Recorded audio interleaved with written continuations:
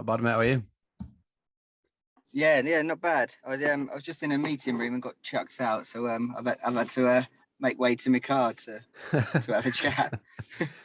No worries, The mate. glamours of working in an office now.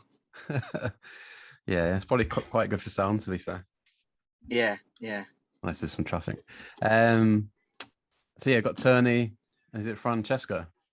Frankie, you can call me Frankie. Frankie. I've moved. It used to be Frankie, but I've moved to my professional name, Francesco. Right. Fair play. So How you doing? Is it Harry? Yeah, it's me. Yeah, sorry, I'm Harry. Yeah, How you doing? You okay? yeah, I'm all right. Yeah, just in my lovely looking cellar. Have to come down here to do the episodes. So yeah, you both based. Are you from down south? Yeah, we're from a place called Leighton Buzzard, but Frankie's now further up your way. Yeah, I'm in Cheshire now. I live in Cheshire. Yeah. Oh, so do I. Yeah. Whereabouts are you, Harry? Sale. Oh right, I'm in Mellor, Marple area. Not really. I've only been here a couple of years. Still don't know half the Have places. you? I used to live in Cheadle. That's not too far. Yeah, I know that place. Yeah. Yeah. Oh, nicely. So yeah, thanks for getting in touch, mate. Needed something, yeah, a bit different. Gets like quite samey some of the episodes, so get a bit of a different angle from you guys, I reckon. Yeah, the podcast is brilliant. It's so nostalgic for it. Like I came across it recently, and it was a friend of mine actually that mentioned it to me. I was like, no way, I'll have a listen to this, and it just floods the memory. Just think, oh my god, it feels like a different lifetime ago. It's just so strange. That's when I sent over to you, wasn't it, Tony? Yeah, it's brilliant. Rekindled a few memories. Yeah. Are you? How old are you guys then? 35. I'm 35. Yeah, both 35. Okay. Slightly older than me Yeah. then, yeah. So yeah, take us back to that time then. Like, what were you up to? Why did you start the band, and how did it go, kind of thing? I think the starting of the band, we were having a chat about this last night, weren't we? And yeah. It kind of started for just loving the music of the time, and listening to all these bands, being heavily influenced by Libertines and Paddingtons and Cribs and everyone else. And we just it started off in Frank's garage with some homemade wine, and Sounds it was just covers. We were just playing we were just playing covers. And then as we were playing gigs, people were quite into it in our area, which I don't think we fully expected, because we're kind of in a no man's land between Milton Keynes and London. Oh, okay. And so we started playing these little gigs, and it was gaining quite a lot of interest. So we attempted writing our own songs, and one of the lads, Tom, who was lead guitarist in the band, he couldn't make the call today, but he was probably the lead writer in the band. And some of the early stuff we wrote was pretty bad, but it was fun. And it just kind of yeah, further back from that, me and Tony, we were in the same year at school. We've been best friends for years. Prior to that, we'd always been into music. I was a musician but couldn't play any instrument that you could associate with a band at that point. So it was like, we love these songs, we'd love to play them. So I was like, oh, I can learn guitar, it seems pretty easy.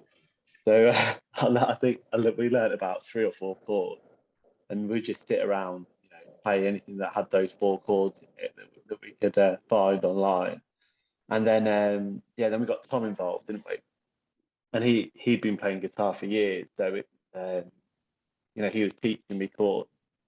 And then we just got this set list of all these songs that we loved. Like, we played some Paddington songs. We had 50 to a Pound, Up the Bracket by the Libertines, some Dirty Pretty Thing stuff, some Baby Shambles stuff. Just a mismatch of as much as we could.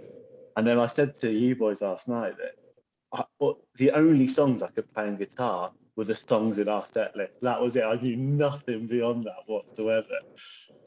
So it's just a matter of getting those together. And then, songs grew from that, really, didn't it? Like drawing our influences from them, and then we'd just play. We were saying last night, because we asked each other, didn't we? Like, why did we even do it? And it was just basically to play the songs we loved to our mates. That was essentially how it started. We would play, and that was it.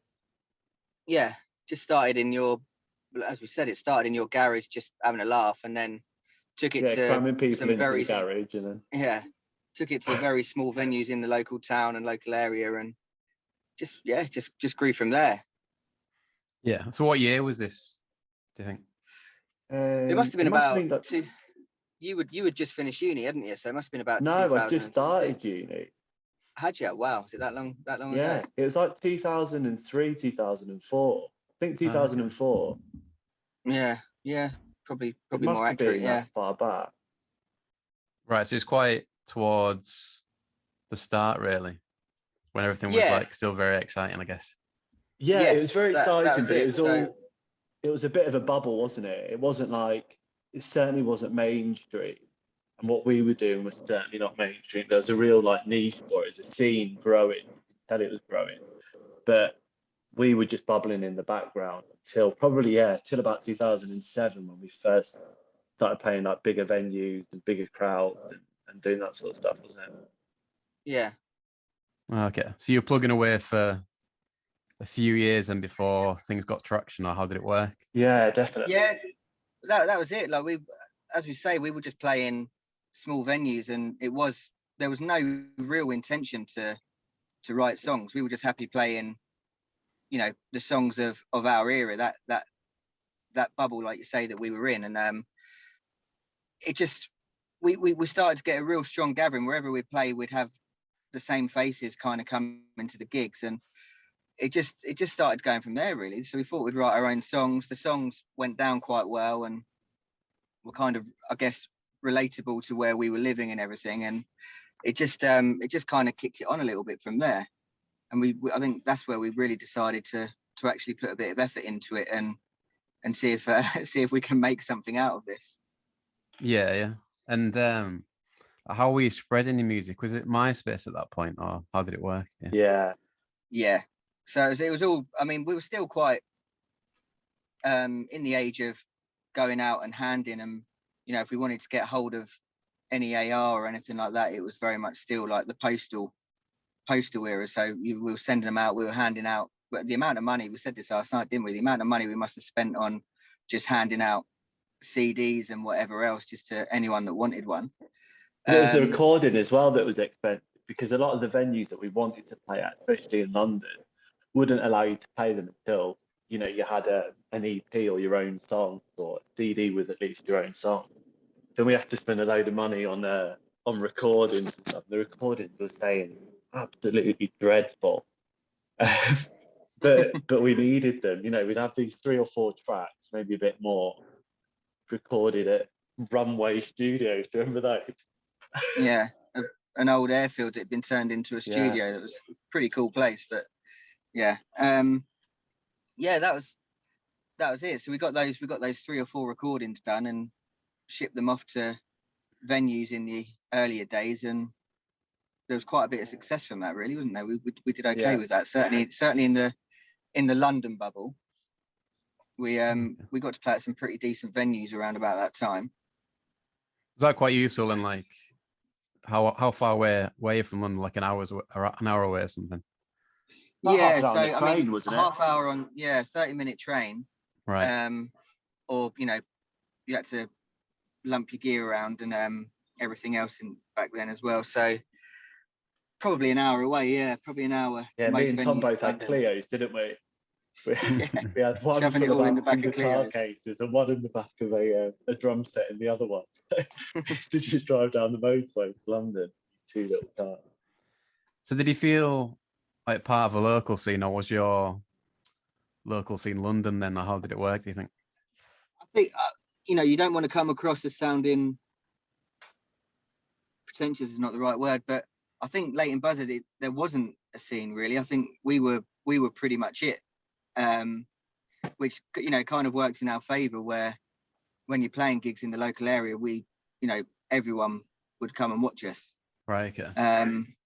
We had a venue that was called the Library. I mean, that was literally a room on top of a library, and had a nice stage and probably held about 400 or 500 people or something, didn't it, Frank? And we play there quite regularly, and sold out. It's quite special. Like when you're essentially a nobody and you've got a queue around the corner to come and watch you play a gig. Is those kind of things are always nice feeling. But yeah, I think on the wider scale, we were always considered to be like a London band.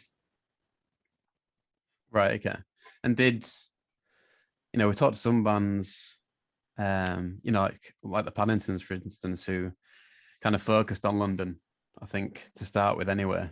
Did you feel the need to play elsewhere in the country, or was there so much going on in London that you were all right there, kind of thing? It was definitely, to begin with, a London thing. We tried to, because every single, certainly in the days of MySpace, you'd look at every other band and it was London, England, London, England, London, England. So we tried a different approach and made it very well known that we were from Leighton Buzzard, right.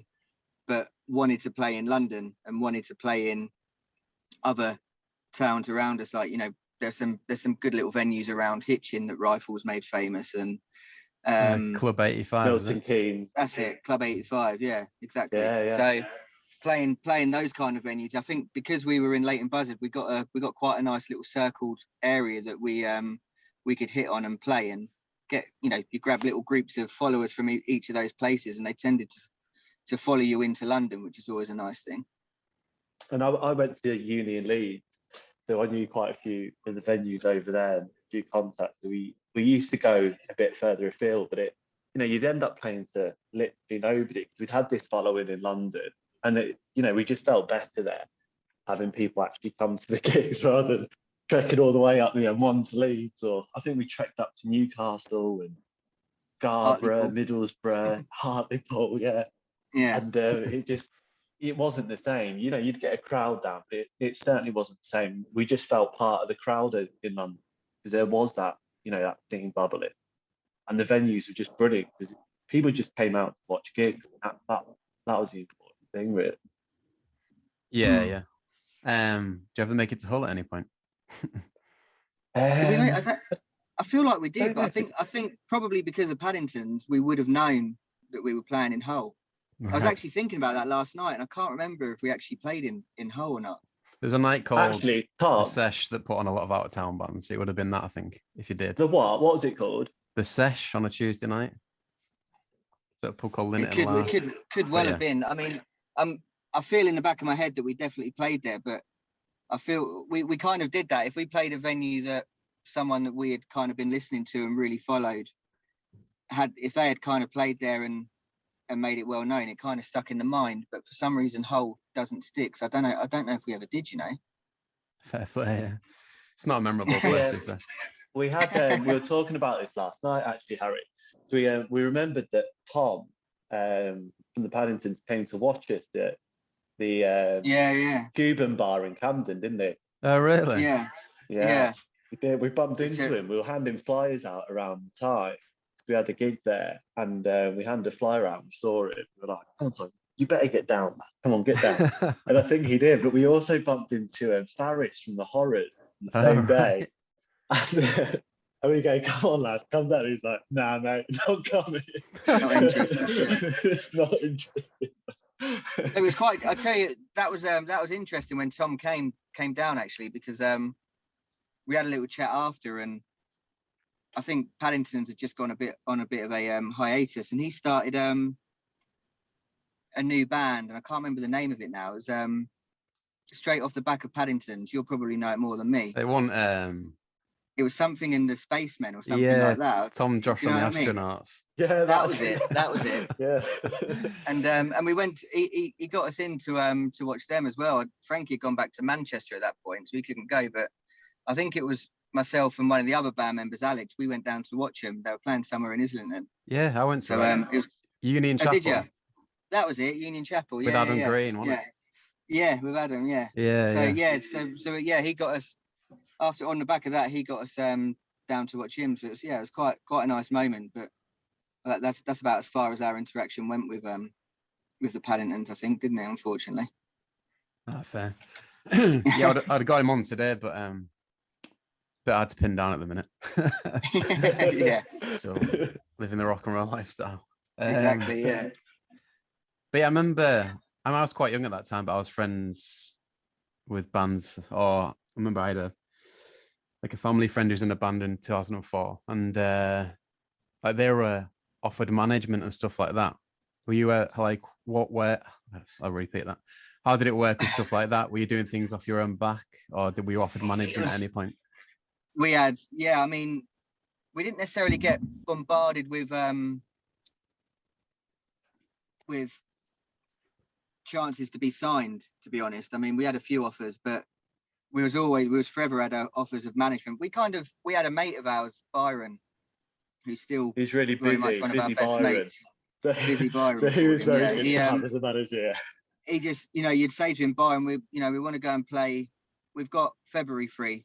Fill it up for us, mate. And he'd just crack on and just fill up the calendar for us. And he'd do everything. He'd sort out all of our travel. So yeah, it works out really well for us. In the early days, it was very much us. I think But we Byron did get loads of people that used to cut, trying to get on the bandwagon, like promise you the world, and yeah, play these venues, we'll sort this out for you, and you'll be signed, all of this. We had never. Going back to the early days when we first started writing songs, there was a local DJ from Leighton Buzzard who worked on Heart, and he kept playing our songs, and we didn't even know, had no idea he was playing our songs, didn't, it kind of, he entered us without even telling us. He entered us into a like a battle of the bands over the radio competition, and we won it. We had absolutely no idea, but we won it. But the prize, there's loads of bands that went down, weren't there?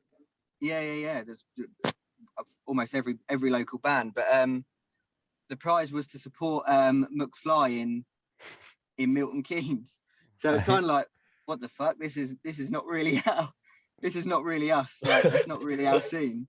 But we went. We anyway. won it. So we won it, and we kind of weighed it up, and it was like, well, look, we're brand new. We've been playing in the Crawford Arms and Renoirs and loads of other little local pubs that hold 20 people. We've been offered a gig to play in front of 25,000 people. We can't really turn it down. So we went ahead and done it. And yeah. 25,000. Mental. It was absolutely nuts. And we were talking about it last night. We remember going, and out the back of it, the crowd was filling up. We had sound check. Like, oh my God, I can't believe how many people are actually here. Like screaming girls. Like, it was just mental. And our mate Byron, he'd sorted loads of stuff out, and he'd made these like 200 t-shirts with our name on it. We were flogging these out the front, and he was like, right lads, what do you want on your rider? You got a rider for this. Like, oh my God, that's brilliant. We're just like, just get us loads of crates and pile it. So we get it. Everybody else had like food and water and all sorts, and all we had we hadn't quite from going from a pub to playing that, we hadn't quite worked out what a rider was, had we? No, so we didn't order any food. We had a bottle of water each, and that was it. Just loads of cans of darling. But yeah, it was quite a young crowd, wasn't it? We were saying about we were like, right, we need to pick 4 songs to play. So we had to pick the one song that won the competition. So that was done. Like, what are the 3 songs that piss off the crowd and McFly the most? And we had one song, it's like one of the earliest songs we wrote. It's awful, such a bad song. It's called Petra. The opening line is, Petra, you're a naughty girl. You've been up all night. You look like shite. That's your world. And we opened up with that. It's just awful. Oh my God. There's a lot of shocked parents there. Yeah, exactly. Yeah. But it was brilliant there, because on the back of that, our MySpace went from like 200 people to 3,000 or 4,000 overnight, literally, just from that gig. And when you're then trying to get into venues or book places, then look at your MySpace and think, flipping out, these lads have got loads of followers or whatever. And that really helped us out. It gave us a massive boost, didn't it? Yeah, off the back of that as well, we had it was part of the deal was that you'd get a record deal in inverted commas, because And a tour, wasn't it? A it, tour and a record a deal. tour, yeah. And it wasn't. I mean, we kind of started looking at the nooks and crannies of what we were actually being offered, and it was basically selling the rights to your song that won the competition for all intents and purposes. And you know, I think we were quite lucky that we got a few. I say it now, an intelligent bunch in the band, and we kind of looked at it from a more leveled playing field and kind of trying to get our heads around what it was. And when you looked into it, I mean, had we accepted that, it was just being totally taken for a ride and basically having your song stolen off of you. Okay. So we were quite, I'm always pleased that we actually held our ground and said no to that, because it's quite, I mean, we'd gone from, like I say, playing to 20 people to 25,000. It's very easy to then just have a deal put in front of you and be like, yeah, fuck it, we'll sign it. But I still, to this day, even though we never actually ended up with a record deal, I still to this day I'm happy that we never actually sold our souls in that record deal. Okay. But we were talking about it last night, about how it was so obvious what's going on, because we went in to record the track and he wanted a B-side, 2 tracks on the B-side. And we were talking about it last night, weren't we? And he had us up literally all night recording this second track. And it was just everything that we didn't want in a song. It's like putting effects on it, beats on it, and all of this stuff. It was just like, nah, this ain't right, this ain't right. And I remember leaving there at about 3 or 4 in the morning, going back the next morning, and him putting it on for us. We're like, nah, we're not having this. It's absolutely dreadful. What have you done to our song? Like, what have you actually done to it? And then pulling me aside and asking me how I'd feel about turning it into a dance song as well. I was like, nah, I think we're done here now, mate.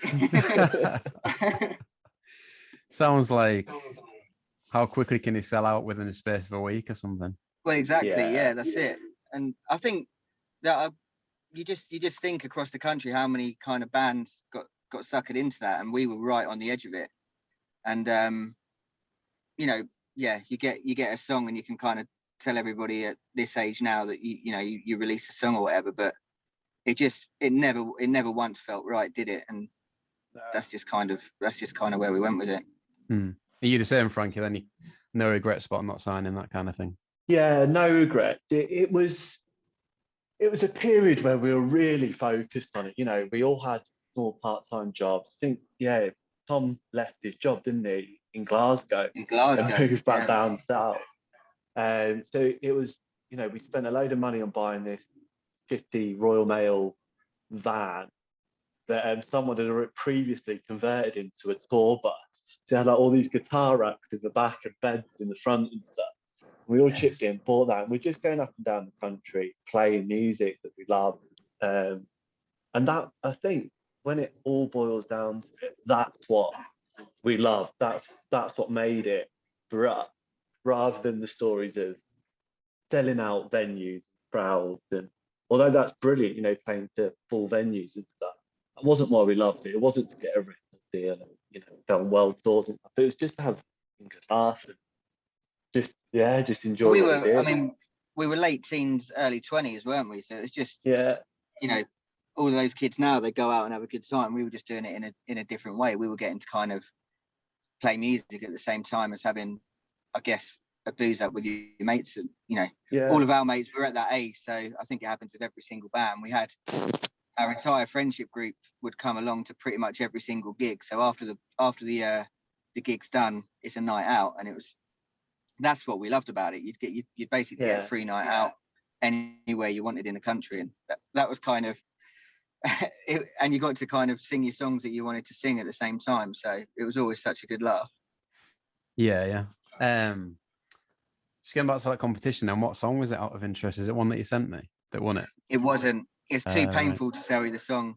So I mean, it got after we probably got to about 8 or 9 songs, that one was very quickly dropped. It was you could kind of, when you look back, you can kind of see why it was chosen to kind of work alongside McFly, because it had very much like a poppy feel to it. And right.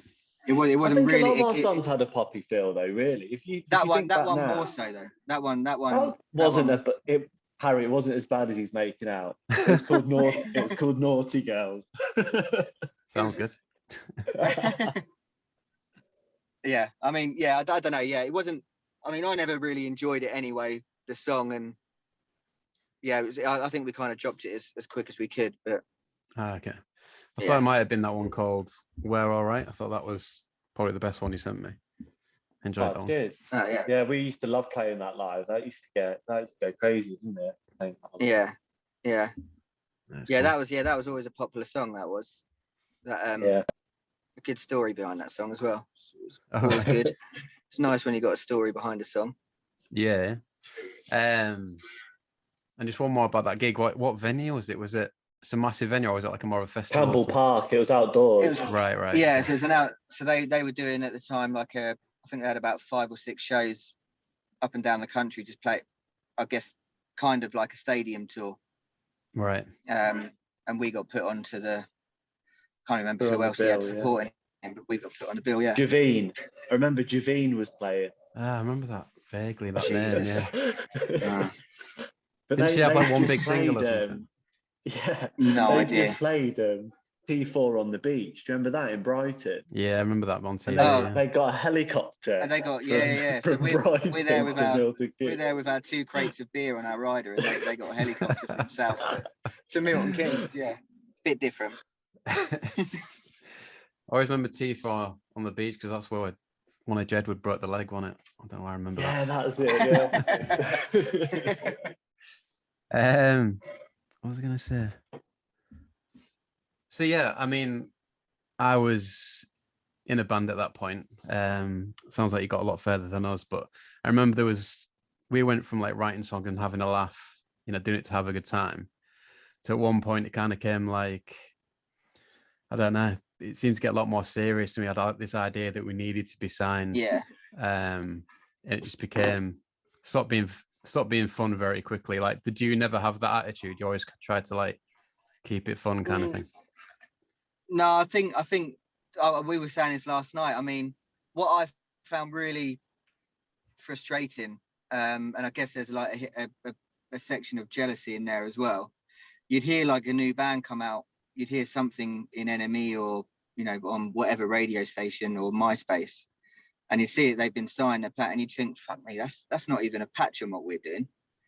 And it's like, what are they doing that we're not to get signed? And at this time, you've kind of quit your job and you're working like 3 days a week to kind of keep doing what you're doing.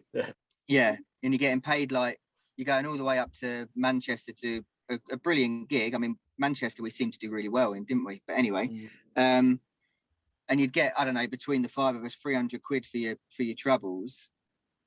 And I mean, it's gone that night, then it's kind of like rinse, repeat, and so you've got no money, and it takes its toll in the end. I think you're doing all of these gigs, and you're not getting what you kind of feel you deserve out of it. And it goes, like you say, from being fun and having a good laugh to actually we're actually quite good at this, and we should be getting a lot more reward than we're getting. Yeah, we're remembering last night about particular gig at the O2 Academy down in London, and we were supposed to be supporting this competition, and we played. Did we play first or last? I can never remember. We ended up. So they were doing a battle of the bands again. Yeah, but we weren't in the battle of the band. No, so it was one of these again where I think we were supposed to play in the hall next door, and we turned up with about 300 odd people for this venue. The battle of the band had kind of fallen flat on its ass, but the winner of it again got some form of record deal, whatever the record deal was, and yeah, but it was playing in Bali. You got to play, like a gig in Bali, like a random festival in Bali, yeah. Right. Plus the band also gets X amount of money to record or something.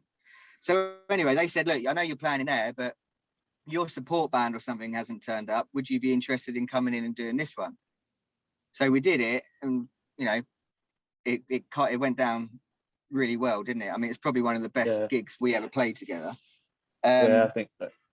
Pissed off every other band because we were not supposed to be part of the the process, and we ended up winning it. Yeah, we ended up winning it. Yeah. And that, but yeah, that, it was that, like it was a. Sorry, Tony. It was the No, go on, ability to have that good a song. You know, so many good songs. I think that we were unique in that we were so tight. We were friends. I think the fact that we had a female drummer as well made us different. And we had all that chemistry together. And we were like, fuck, why aren't we getting signed? Like, what is it that we're doing wrong? Is it just we don't know the right people? Like, what is it? We were playing all the right venues, and it was just something, wasn't it? I think, as you might know as well, Harry, I mean, I think a big part of it was not necessarily what you were doing. It was right place, right time, because it was such a saturated genre at the time, wasn't it? That like you just got cherry picked out of it, and we were just the unfortunate ones that never got cherry picked. And like I say, some of the bands you heard of that era, it's like, fuck me, like how have they just made a record and we're still scratching around. And that always hurt me, probably more than the rest of you guys, I think. But I always really took that to heart for some reason. Because when I think back at it, it was like there was almost these two rivals. It was like the underground, unsigned lot, which was us, and like some really, really good bands at the time that were playing in London that were supporting us, or we were supporting them, or whatever it was. And then you had the elite lot, which were like the signed band. And like we were doing nothing different to them apart from the fact that they were getting promoted and pushed. But everything else was the same. And it was like fuck you lot, we're happy here, whatever. But really, we were all striving to be that other group. But when you look back at it, it's quite nice that we were that underground cult scene that we loved being in. And you think back at the bands there, and it's just like flipping out there, some really good bands. Yeah. And it kind of creates its own little bubble within the bubble as well. Like we made it did, definitely really good friends with a couple of other bands, to the point where a band called the 00's that we became really good friends with from High Wycombe. We ended up having the lead singer of the 00's ended up being our bass player for years, and we're still good friends now. And it was kind of those kind of relationships that were definitely the plus side of it. Yeah, their lead singer, the 00's, when we met them, he'd just left. He'd gone to be in a band called Dry the River. You heard of them, Harry? I don't think so. Don't know. They're a really good band, actually. They did really well. We saw them at Glastonbury. We saw them at Glastonbury, right, yeah, they're a really good band. But it's bands like that. It's flipping brilliant. But yeah, the 00's, they were good because they had access to some really good venues. Their promoter at the time, she lived at Filthy Nasty, didn't she? In Pete Doherty's old bedroom. That Pete Doherty used to live in, yeah. Right. And so the reason we wanted to get in with them, being 20-year-old kids, was because we thought we might get to see Pete Doherty's old room at Filthy McNasty's. And that's kind of how the relationship started. Just blood splattered all over the walls. Yeah. But yeah, you mentioned that day when you saw Tom and then you saw Forrest. Was it a bit like that in, especially Camden at the time, where it'd just be a who's who of NME kind of thing walking around? Yeah, it was, wasn't it? Yeah, everywhere around that area. If you had a gig, there was always somebody of some sort. It's like that song from the Cribs, Hey Scenesters. Hey Scenesters, yeah. It was. I mean, you'd play a venue. This happened so many times. But you'd play a venue, and next door in the bigger venue would be Paddington's or Cribs or whoever, Baby Shambles on one occasion, We had the Rifles next door to us in Manchester, didn't we? Oh, literally in the room next door to us. Yeah. We played Academy 3 and they were in Academy 2 in Manchester. Brilliant. But yeah, it was just, so it was, I think that was the scene then. And it was, you just kind of got on with it, and, you don't disturb too many people. I think Tom was a little bit different because Paddington's was they were one of the bands that kind of really made us sit up and give it a go. So kind of seeing him in the underground world, that he was obviously a major deal to us. But it was their story as well that I think inspired us, and thought, well, if they can do it, and same with The View, just handing out CDs to the bus, the Baby Shambles bus, or I think it's just stuff like that. You think, flipping heck, if we hang around these venues or go to these places or, you know, whatever, maybe we'll get that opportunity. You know, I think that was the pipe dream, wasn't it? Yeah, I think even with the Paddingtons, like one of their first few gigs, Alan McGee was there. It's like that's kind of lucky needs sometimes, I think. Yeah, that's it. Yeah, exactly. There was a guy, I can't remember the guy's name now, but Tom and I went down to meet. This was right at the end of Little Villeins, and I think it was like one of the kind of like the final nails in the coffin where it was like, I think it's game over. Someone came to watch us and invited us down, and Tom and I went to have a chat with him. I can't remember who it was a management company, not a record deal. And just the things he was offering with us, like you'd basically walk away with nothing, but there's a chance you might get notoriety out of it, and there's a chance you might get a record deal out of it. It's like, what are we doing? Like, you know, part of this has got to be fun, but at the same time, we still need to get some kind of payment now, or we can't be broke living with our mums and dads for the rest of our lives. Like, we need to kind of move it on from this.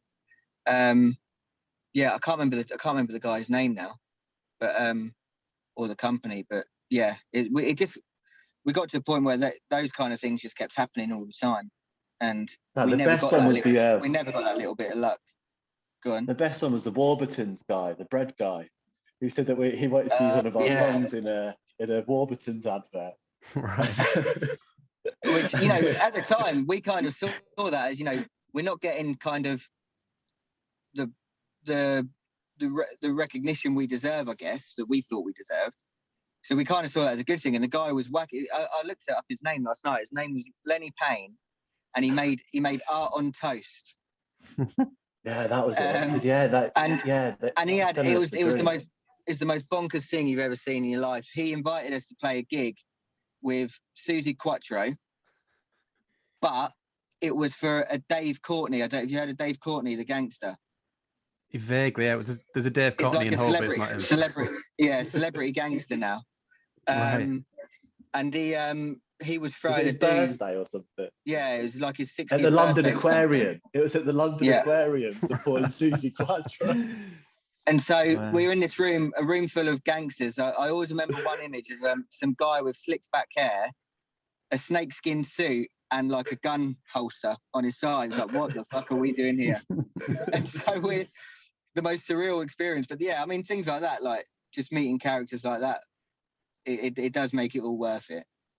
Yeah, it sounds like something from a Guy Ritchie film or something. It was weird. So what became of it? They wanted to use your song for an advert, but it didn't happen. What? I think the advert never got commissioned in the end or something. Right. But we were all set up. We gave the song and we'd given the license to use it and everything. But I just don't think the advert ever materialised. Ah, fair. Just thinking out like that idea of, like, now looking back, I think I'd 100% done that. But I remember at the time, the idea of selling out was massive, wasn't it? It was a big thing. That was it. It doesn't seem to be like that anymore, I don't think. That was our conundrum. It's like, you've got to remember, if we ever kind of make it, as it were, off the back of this, we're always going to be known as the band that had a man running in a video in a Warburtons advert. And that was kind of the conundrum. Do we go with it or not? Yeah, was it a giant piece of toast? It was like running through a city. Yeah. Sounds it. Yeah.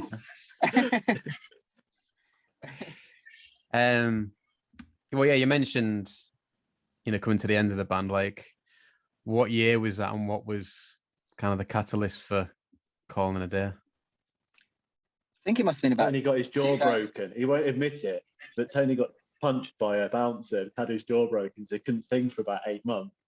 And then, we had to cancel a load of gigs, and it was like, oh my God, we're getting on a bit here. Like, what do we do? Do we actually get jobs? We're gonna have to get some jobs now. And I had to. You were up in Manchester, weren't you? Yeah, and I'm a solicitor now, and at the time I was training. I had to finish that training. It was like, oh, what do we do? What do we do? And it just kind of fizzled out, didn't it? And then Heather went off to Goldsmith. And then didn't she go on tour with Kajagoogoo, our drummer? I'm sure she went on a tour with Kajagoogoo. I don't think it was Kajagoogoo. That's just a late. Was it not? Who was it? But, She did. No, Who she did was tour it? with. Was they called? It's a female band. Actually, pretty good. Oh, Daughter or something like that. Was it? Something like that. Yeah. Yeah. Because she And went yeah, off and did so that and went to university at Golden, and then yeah, I it think. just kind of I think it kind of went from a massive high to then all of a sudden just slowly fizzling out. And I think it was around about 2010 when we did it. The frustrating thing is we did like an end show, didn't we? yeah, final show We at played Monte Water Rat. Monto Water Rats, and it was probably one of the best ones we ever had. And it was kind of like, oh, should we keep going? And it was like, actually, no, let's call that let's leave it in that note. Absolutely rammed, wasn't it? We used to love playing at Monte. Such a. Have you been there, Harry? Water Rats. I remember the name Water Rats. Yeah, Yeah, probably. it was a great venue. We ended up. Yeah, it's in where is it? It's King's Cross. King's Cross. And it's, that's it, yeah. we almost become like a resident band, didn't we? We played there. Yeah.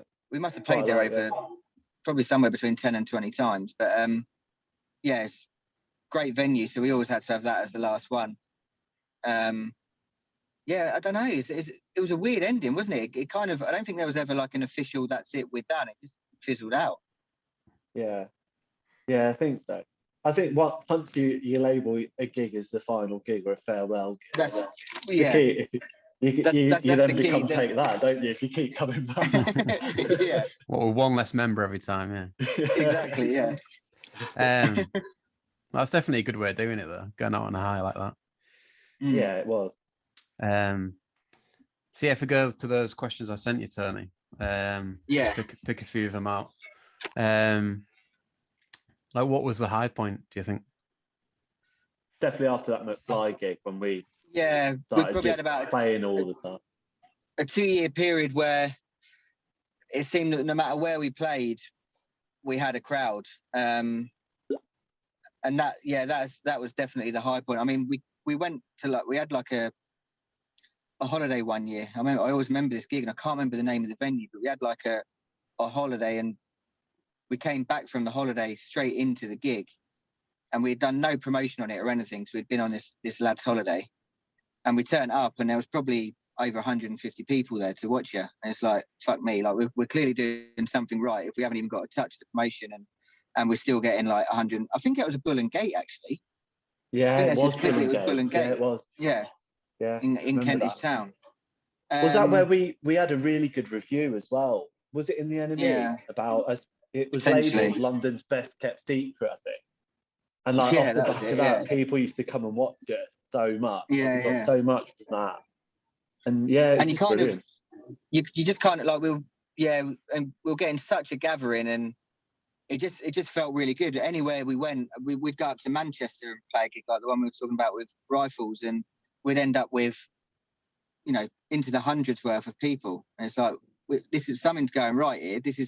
We're going somewhere. And then It was mainly the London circuit. Like we were playing like 100 Club, we were selling that. Bath like Camden, we were selling that one out. Really good small venues, but we were getting really good crowds in. Dublin Castle, all of those. It was so that was definitely the high point. I think that was around about 2007, 2008. Yeah, it was. It was great time. Right. And I guess, we've talked a lot about, when was the best time to get signed and all that. I guess if that's your high point, at the same time, that's when the internet's kicking in and everything, and the landscape start to shift a bit. Is that how you think it played out a bit? It wasn't the same like playing field it was in like 2004. I think that, so I think that probably come end of 2008, kind of, just trying to think through the years, probably around about 2009, 2010, I think things had really started to switch on to the music platforms. Like, I don't think Spotify existed then, but you had your iTunes and even the illegal ones like LimeWire or whatever they're called had really kind of kicked in. And I think that was that was the end of it, really. I think I'm telling you now, it's the and the X Factor, seriously. It's just you just get to sit in front of your TV or in front of your computer and listen to music. Why would you go out and listen to a band? And I think there was a lot more of that than people probably gave credit. Yeah. I always remember, I don't know what year it was, but Vaccines, they kind of came out. And it felt like they were the only band left doing it. That's how it always felt to me. Like there was you had Vaccines on the radio, followed by Lady Gaga and some other. We crap. went to watch the Vaccines. Do you remember the Libertines played?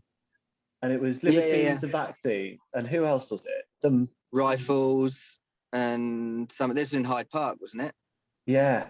And I remember thinking, right, I think this is the end. Like, it felt like it, didn't it? It felt that was the end of the time for us. And we'd finished playing at that point. And there was just nothing out there anymore. I also think it might have something to do with the fact that record labels, especially the big ones, just weren't prepared to take a punt on, kids playing venues anymore. So at the end of the day, it is a liability.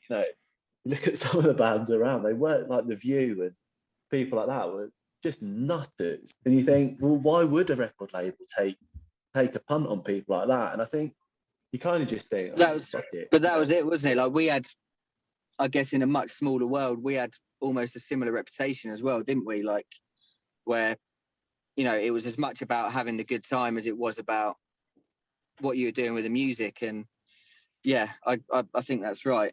I think we did. I think we fell victim of that. I mean, it's a tough one to call. I think now, like I think that's one of the other questions you had. Like, I'd hate to.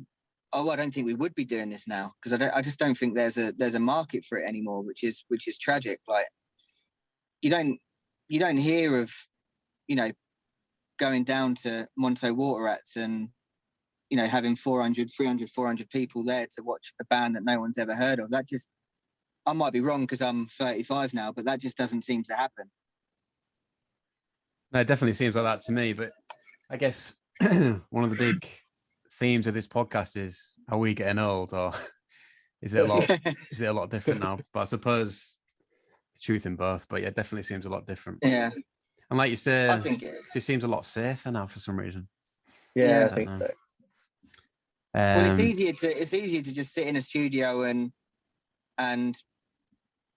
fabricate, go to town on the fabrication of a song, and not really put too much effort into it. Like, whereas we were very much the opposite to that. We wanted to, our recordings, we wanted to kind of keep as live as we possibly could, and I just don't think you just wouldn't be allowed to do that now. I don't think. Yeah, you said you don't really have any regrets, but is there anything you would do differently about that time? I think Frankie touched on it earlier about the list of gigs that we'd take on. I mean, you'd go and play a random pub in Nottingham on a Wednesday night, and you hadn't put, because you'd been gigging elsewhere for a few weeks on end, you hadn't put enough preparation into it, and you might turn up and there'd only be 5-10 people there. And it's kind of like, we need to kind of have a better outlay on what we're doing, and that's where we just really be more selective of the gigs we played. And that's where we kind of decided that in and around London was the better tactic to build up a following. Yeah. So that's probably the biggest regret is trying to go too far afield too early on. Yeah. Right. Okay. I guess that's probably it, really, unless you've got a funny story about one of these indie names in London or coming to your gig or anything like that. Oh, not really. I don't know. I remember Steve Lamack telling us that our name was rubbish. We should change it because no one could find it. We went on Radio 6. Was it Radio 6 that he used to do it? Wasn't it? Yeah, it was. And it was just quite good. He spotted us and found us through MySpace and wanted to feature us on it. Oh, cool. But he really struggled to say our name. I think I even read it to you in an email, like, just to be sure, like, this is how it's pronounced. It's always because of what Steve Lamack did. And I think I went on and spoke to him, and before I'd even started, he just absolutely caned us about our name. And was like, what's the point in being an unsigned band and having a name that no one can pronounce? Like, then I never really thought about that. I remember going to watch The View, Tony, and after the gig, we went back with them into this room in Bedford. It was, And they were going, "Oh, lads, what have you got any stuff on you, or whatever?" We're like, "No, got nothing." Hey, sent off their manager to go and get a plastic bag full of marker pens and buds. We just all started a bag To get a buzz. That was a weird. Can you remember? We everywhere we went, weird. it was really strange. For about 6 months or something like that, it seemed every single time we went to a new town for a night out. This is kind of away from the band now. We'd bump into a member of the View. Yeah, I remember It seemed that. everywhere we went. We went to Chatham, we went to Tap and Tin, and Pete was there. We went somewhere in London, Farringdon, and Mo was there. And it was just every time we went, so it was like, oh, and then they always remembered us from that night in Bedford, which is always like it was always a good touch. But Also, Harry, me and Tony, when we used to go out in London, you know, from gigs and stuff, we used to often pretend that we were the Paddington. So don't tell Tom that. Try and get in somewhere for free or something. Yeah. If we wanted to get into a club like Coco or whatever, we'd be like, "Yeah, do you not know we're the Paddington?" They're like, "Oh yeah, go on, get in." Well, I definitely did the same, mate, on a few occasions. Because we had it a few times, like back in the younger looking days. I guess there was a very, very small resemblance to Tom, very, very small. But you got mistaken one of the pictures for, I thought that, yeah. I think you got mistaken for Marv quite a few times, didn't you? Could see that, yeah. And it was and it was like, oh, we can get away with this. We can use this to our advantage. We also pretended to be the kook once in Preston, and we were there with Vernon Kay, and this group of girls said, "Do you mind if we take a picture of the kook?" and asked Vernon Kay to step away. Just took a picture. Take a picture of us. We had a mate who was his sister was married to Vernon's best mate, and we ended up being quite good friends. Ah, but cool, right. That said mate, Eddie, he was an absolute dead ringer for the lad from Cook. What's his name? Luke. Yeah. Right. And so that one was they looked identical. So like everywhere he went, that you'd be walking down the road and someone would ask for a picture or an autograph, whatever. It's always quite funny. Well, and he just went along with it. Yeah. Yeah, of course. Yeah. get girls off the back of it and everything. Yes. He loved it.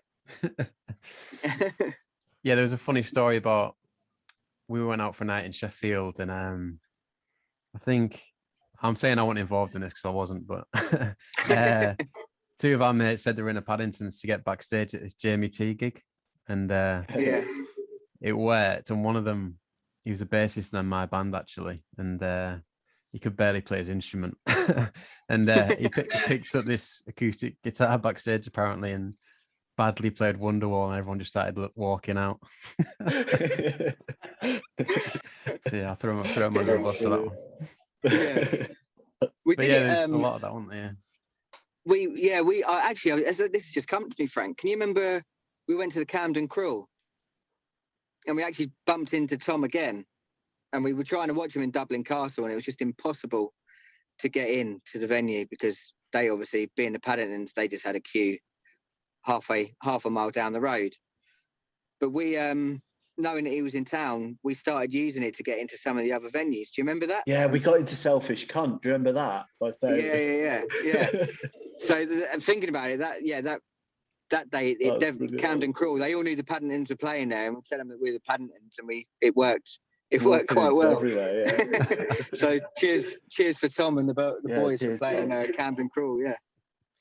Yes. Yeah, because it was kind of that level, wasn't it? It was like no one would really know if you were or you weren't, because you weren't exactly. It wasn't mainstream, but it was like the name was well known kind of thing. Yeah. Unless you were in the Liberty, then that was it. Yeah. My mates did that in Italy once. A few of them went to Italy and told everyone they were in the Libertines, and they believed them for about 3 days, and then turned on them when they did a Google.